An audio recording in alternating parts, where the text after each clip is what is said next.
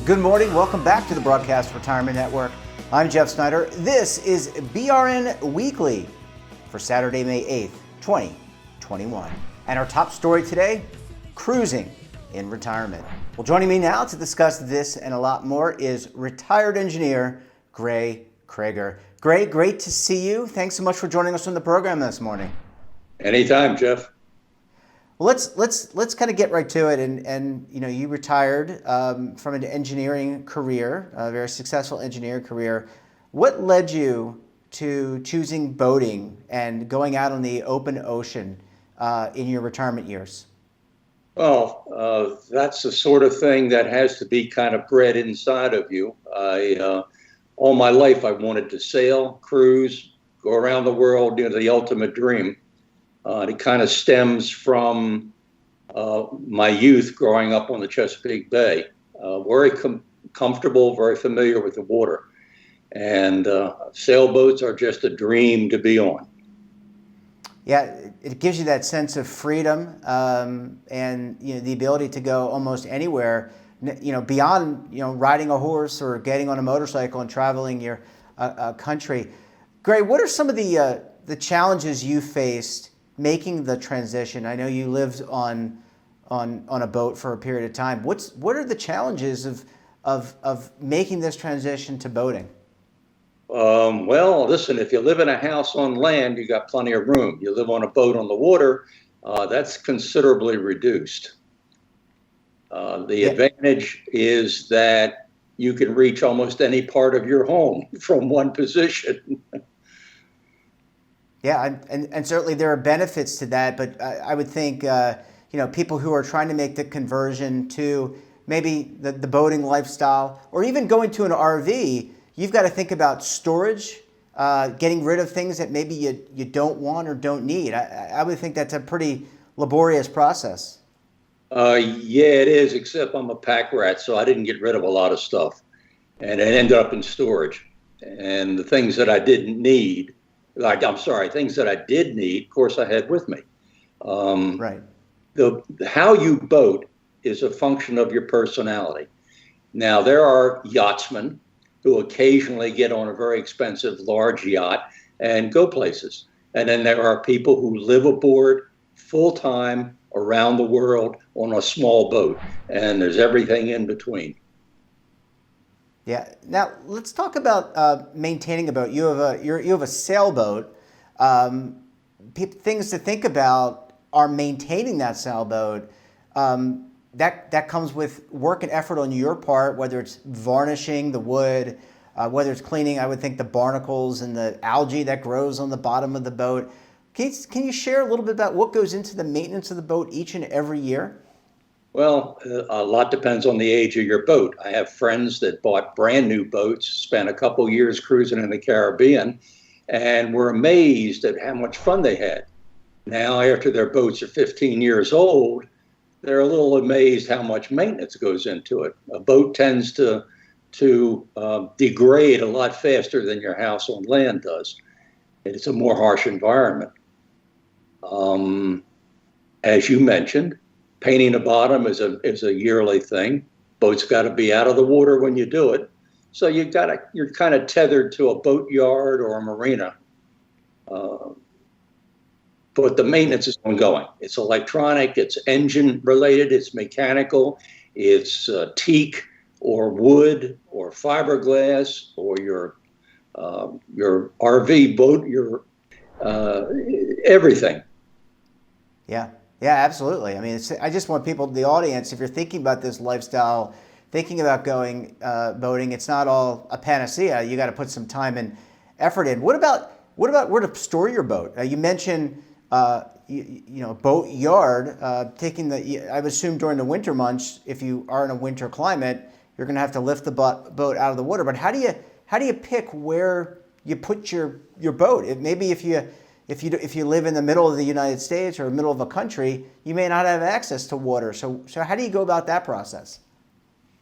Well, generally, most boaters I know go by reputation, the yard's reputation, and also by cost.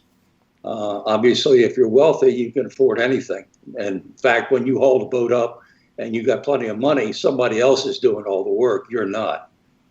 So like I say, there's a full spectrum of how you approach this lifestyle. You could end up going south in the winter, snowbirds, for instance, and then you come north in the summer, and you get basically the same climate all the time. Yeah. We've got about a minute and a half left, Gray. You've had some amazing trips that you've done all across the world. Anything that sticks out to you in terms of maybe some of the events that you found just amazing, whether it was, maybe watching dolphins follow the boat or meeting people of all different cultures? What sticks out to you as a really meaningful experience? Well, a couple things. Number one, the friends you meet. You will find that in a cruising lifestyle, you'll run across folks that we all share a common interest. And in many, many cases, that turns into a common bond. The cruising lifestyle encompasses a variety of approaches. The individual who is in a small boat on a budget, who cruises constantly and lives on board all the time. And then at the other end of the spectrum, you have somebody who has a very large, expensive boat and rarely ever is on it, but they still are in the boating community. Yeah. Well, there's a wealth of experiences out there. I think people need to at least understand the spectrum of the types of experiences they're going to have and then make the best decision for them and their families. Gray, we're going to have to leave it there. It was an absolute pleasure to chat with you. Good luck with the boating lifestyle in retirement. I'm sure you're going to have a lot of fun, a lot of great adventures. Look forward to talking with you very soon. Okay, thank you very much, Jeff. Thanks, Gray. Great to see you. Thanks for sharing your perspective. And when we come back, we'll take a look at some of our best segments for the week. You're going to want to stay tuned right here on BRN Weekly.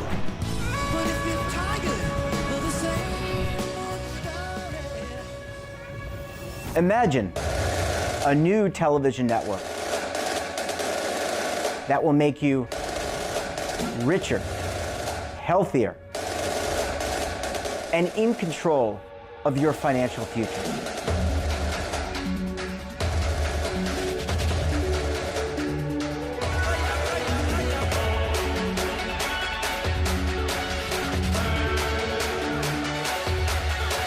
This network is for the policewoman in Nashville, Tennessee, the baker in Dubuque, Iowa, the teacher in Lexington, Kentucky. We want to make the idea of savings and retirement culturally relevant. But what do you see as a defining issue of the midterms, especially for the smaller businesses? I mean, they are the lifeblood of the American economy.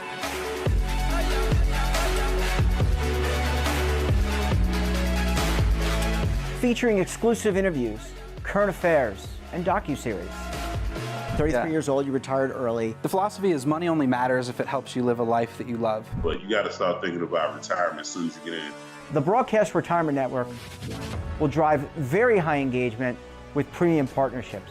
So this isn't retirement and savings for your parents or grandparents. This is for all Americans. And we're going to change the way you think about money.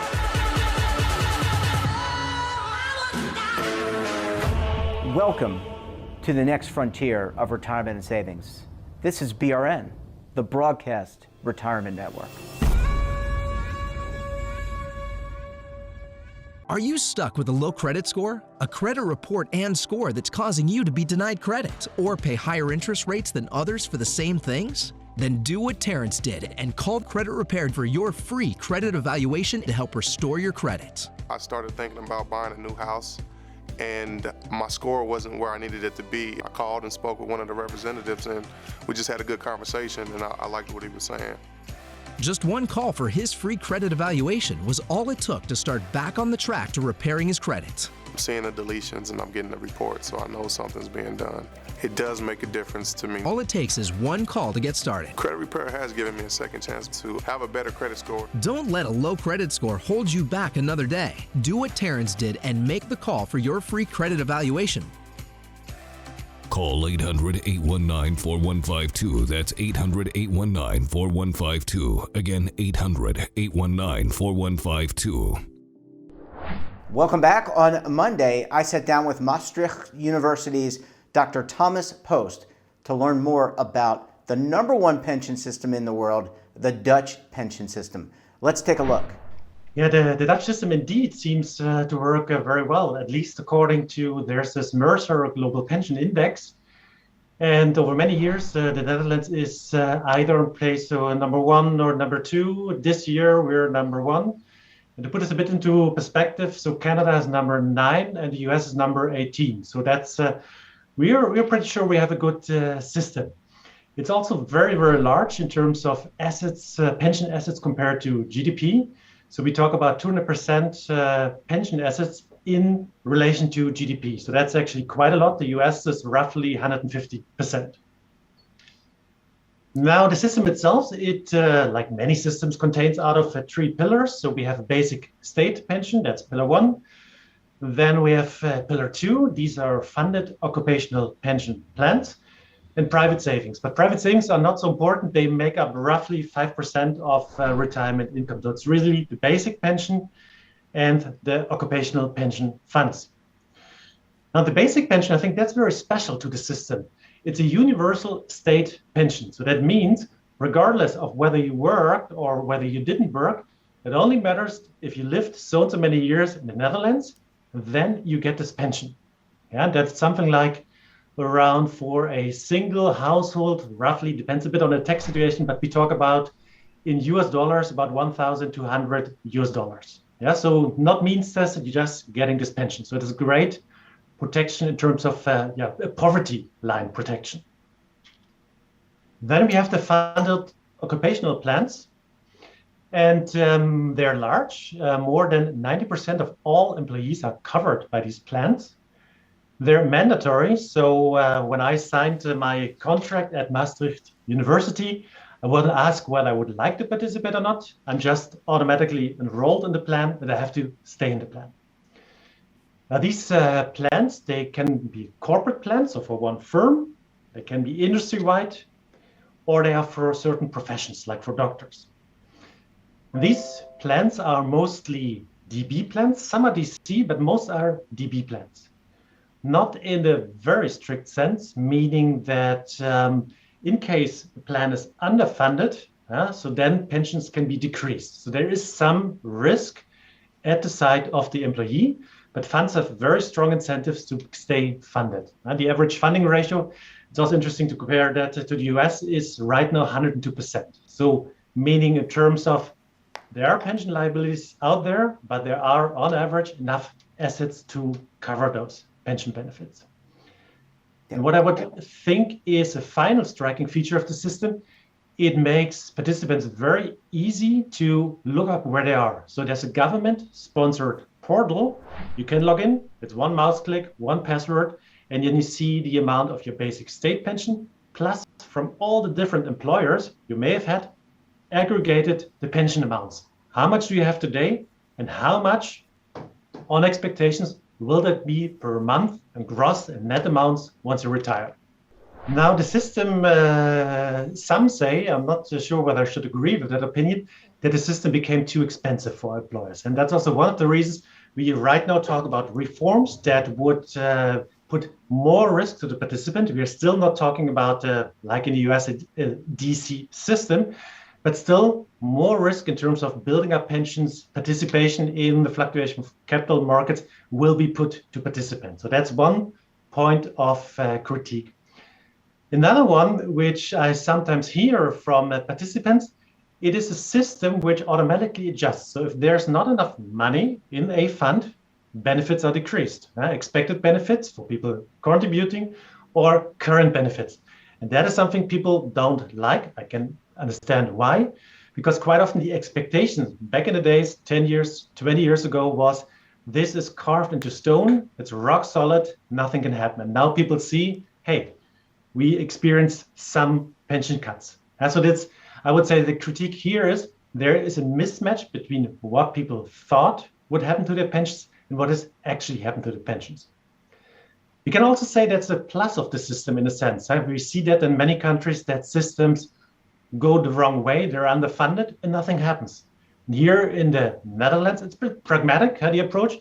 We don't wait and see, and we don't hope that this will all recover. No, we act now to make sure that down the road there's enough money left to pay pensions. Now, behavioral finance quite often tries to use subtle tricks to nudge people in a certain direction. This is, for many aspects of the system here, not needed. You have no choice whether to enroll or not. So there's no nudge needed to enroll people. Quite often you don't have a choice on the asset allocation. That's decided by the fund for you. But we need behavioral economics and finance insights if we think about engagement. So on the one hand, the system does everything for you, but what it makes with participants, it makes them extremely passive.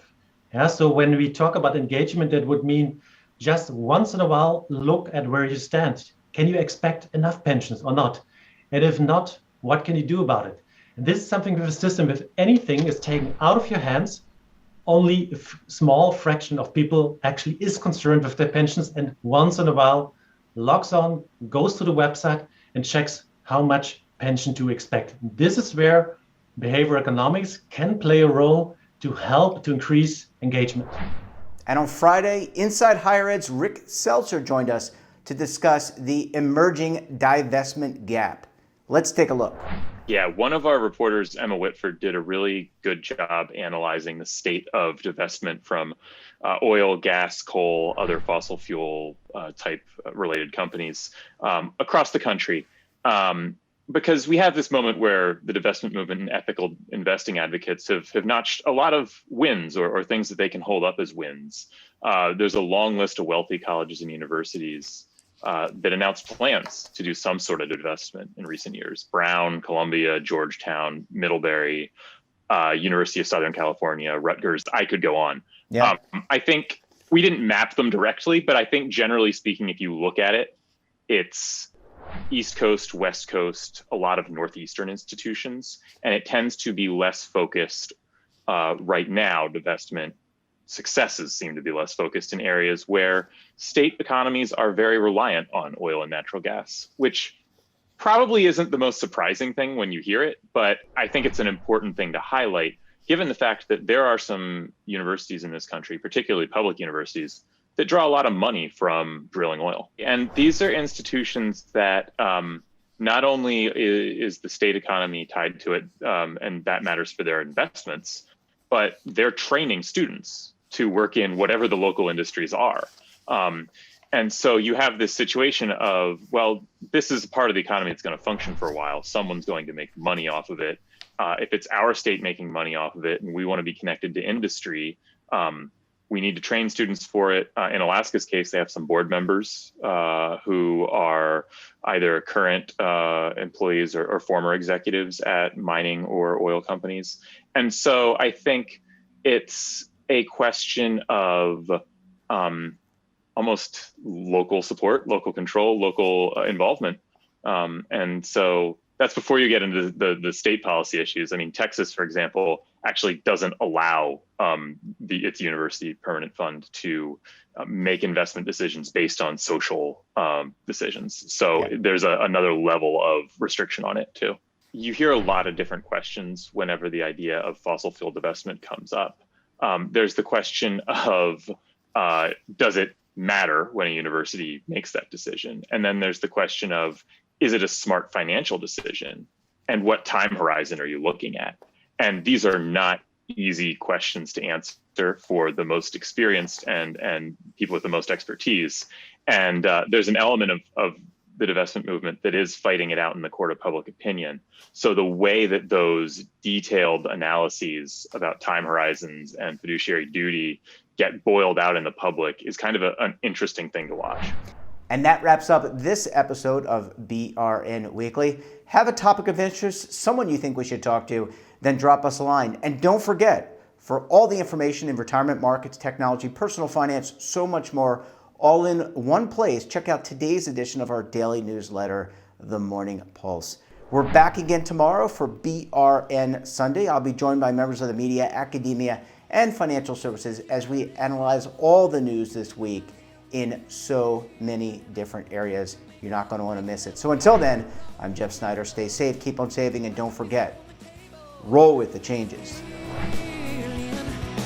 Waiting here for you.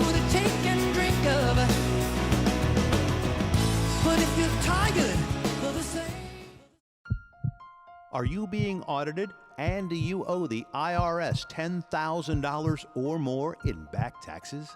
Is the IRS threatening to take more of your money? Don't fight the IRS alone. The Tax Doctor is here to help you negotiate your tax bill and reduce your stress. The IRS can freeze your assets and seize your bank accounts, but you can stop these IRS actions. The Tax Doctor will work with you using our years of experience to represent your case to help you get the best resolution under the IRS guidelines. Help is here to deal with the IRS to reduce your stress. We've handled thousands of cases, so we know what we're doing. If you owe $10,000 or more in back taxes, do not call the IRS alone. Call a Tax Doctor now for a tax emergency analysis. Call 800-224-6439.